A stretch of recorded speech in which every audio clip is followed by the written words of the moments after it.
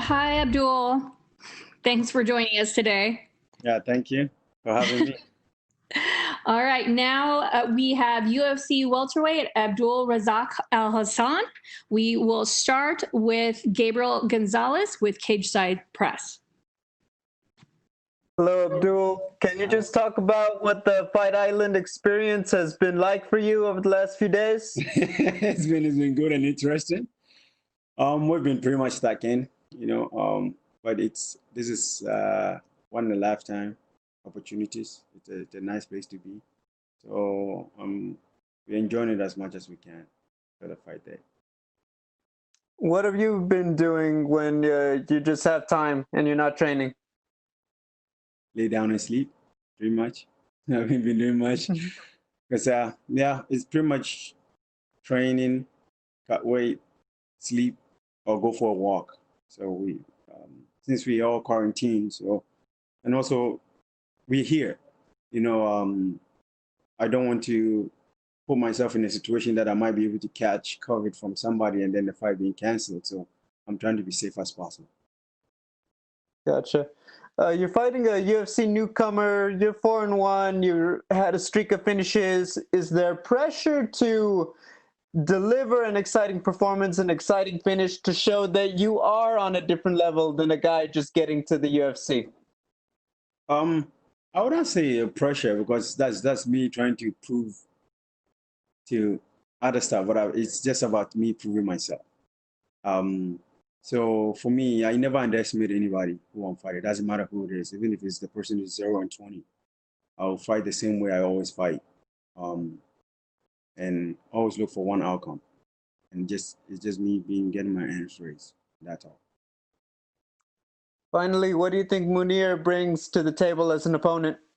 I think he's a tough guy. He's a tough dude, a good striker, a combination striker. So I don't take him lightly. Thank you. And next we have Damon Martin from MMA Fighting. Yeah, Abdul, I think obviously we all know the kind of crazy, emotional situation you've gone through these last couple of years. How does it feel to be back in a fight week and just have a fight in front of you again? It feels amazing.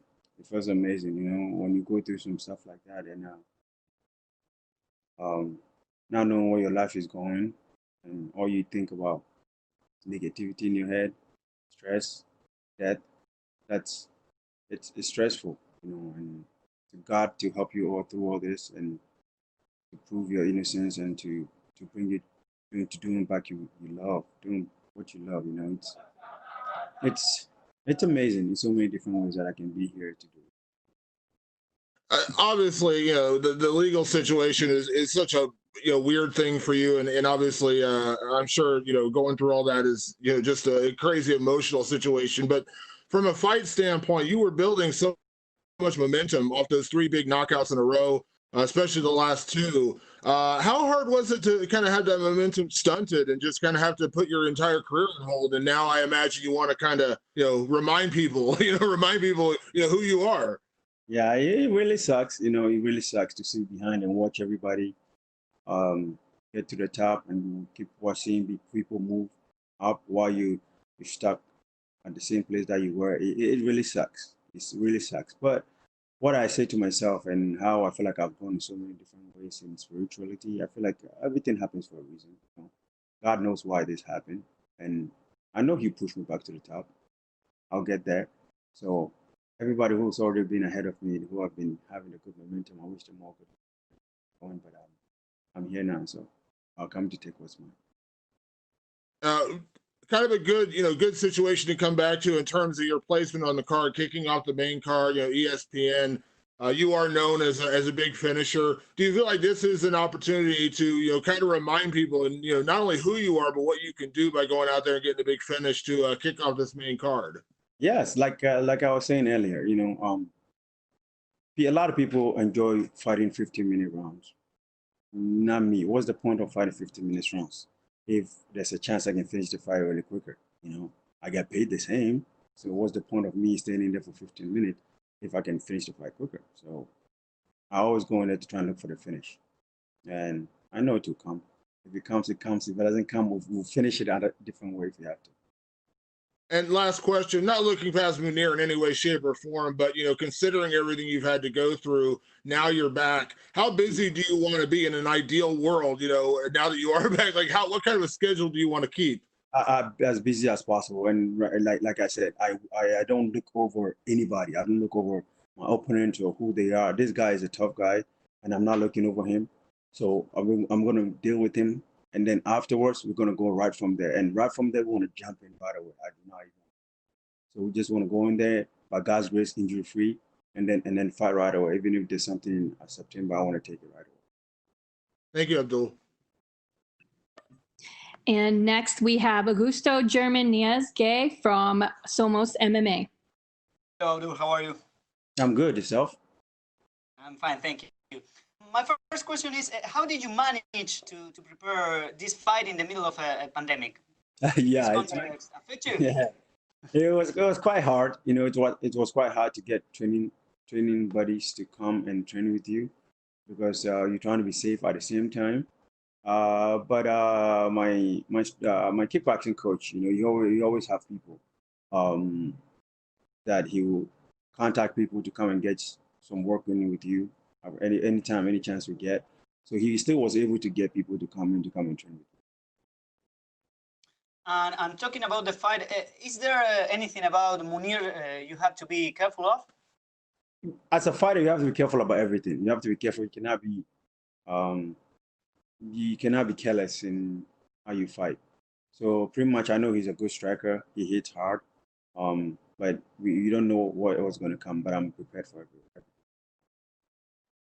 And how do you manage how do you manage this the time difference that everybody's talking about, the fact that you have to live during the night and sleep in the day? How are you dealing with that?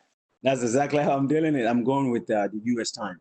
So pretty much I sleep from morning here because I pretty much just woke up about an hour or something ago here. So I go with it. It sucks because at nighttime here, you feel like your body feels like you want to go to sleep. You want to sleep. You feel drowsy and stuff, but you try to keep yourself awake as much as you can. The time difference sucks, but what can you do about it?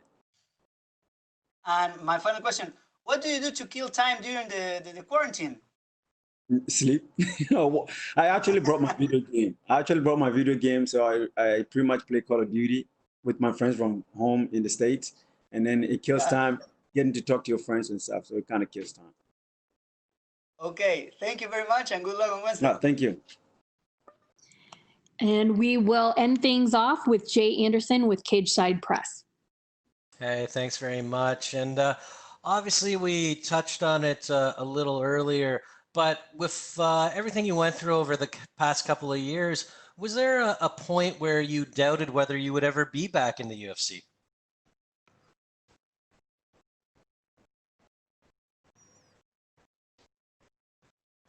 Oh, can you hear me? Yes, I can hear you. Yes. Yeah. Was there ever a point where you doubted if you would be back in the UFC after everything you'd been through? So many times. I even doubted if I'll be alive because I wanted to kill myself. Not saying because people don't see what happens in the background. A lot of people will doubt you, will say bad stuff about you when they don't know the truth. Because this is the kind of harassment that you never wish on anybody. But I sat down and thought about it. I have two kids. I have a girl and I have a boy. What will happen to them if I take myself? Because of some evil people trying to kill me. But like I said, I approve my innocence and I prove them that they will never be amount to anything. And God will always prevail and show the truth. So, but I learned so much from it. Everything happens for you. You're in this world, you don't make mistakes. That's the reason why this happened. And I feel like now I'm even stronger than I was before. So I feel like it's a good thing for me that happened for me spiritually. I'll never wish to someone, even on my worst enemy. Never. And I mean, we live in a climate now where regardless of what the courts say, regardless of what's true, social media wants to be the judge, jury, executioner, so to speak. What has your experience been like in the last few years with social media, with Twitter, with Instagram? I don't really care what they say. I don't really care much what they say at all. And pretty much, I never got any message from anybody that is saying some bad things about me. Of course, I'm sure I was told they were writing a lot of stuff online, but for me, really, pretty much the messages I got from my followers are positive message saying they're praying for me, and um, that will prevail. And I never worried about what anybody else, as long as I knew and I know I'm a good person and I know I'll never do something like that. Never, I would choose death over doing something like that. So I didn't really care about what they say, it's just about proving myself and proving the court system wrong and everybody else wrong. And I know I had the evidence, I had everything, I have videotapes and everything. So pretty much, I don't care. It's like the fighting world. It doesn't matter what you do. There's going to be some people sitting on the computer when they don't know you. They will say whatever they have to say. If you listen to them, you're pretty much gonna downplay yourself. You pretty much warn yourself for nothing. So pretty much, if you don't have anything positive to say to me, I will not listen to you. It's just like watching Kamaru fight this past weekend. The guy just went in there and won, and people are out there bashing him, saying the way he won is boring. And I'm like, dude, do you want to step in there? Come and step in there and take one punch and tell me how it feels, and then you can talk. But I don't really care what they say. It's all about positive from here. Is it motivating to try and prove some people wrong this weekend then? No, I'm not trying to prove anybody wrong. I'm trying to prove myself right. I'm trying to prove to myself. I don't care about them. If I think about them, then I'm thinking about them. That's taking my energy away. No, I'm not proving them wrong. I'm going to go in there and prove myself right and do everything I have to do. And everybody that doubted me, and they can, I don't want to curse, but right now my emotions, I don't want to curse, but right now they can all go, that's all I have to say to you. With that in mind, I mean, are you a believer at all in ring rest? Because you have been gone for a while. Do you think it'll take some time to find your footing? No, I don't believe if you're going there to throw, you go and throw. That it is what it is. It's just I don't believe in that. Of course, you might feel different walking in there. You might feel the emotions might be different, because you haven't walked in there for a while, But when the door closed, knowing that there's somebody right next to you trying to smash your face in, that will give you all the motivation you need to go in there and smash the person back. All right. Well, thanks very much for the time and best of luck on Wednesday. Thank you. Thank you very much. Thanks, Abdul. That's all we have for you today. Good luck this week. Thank you.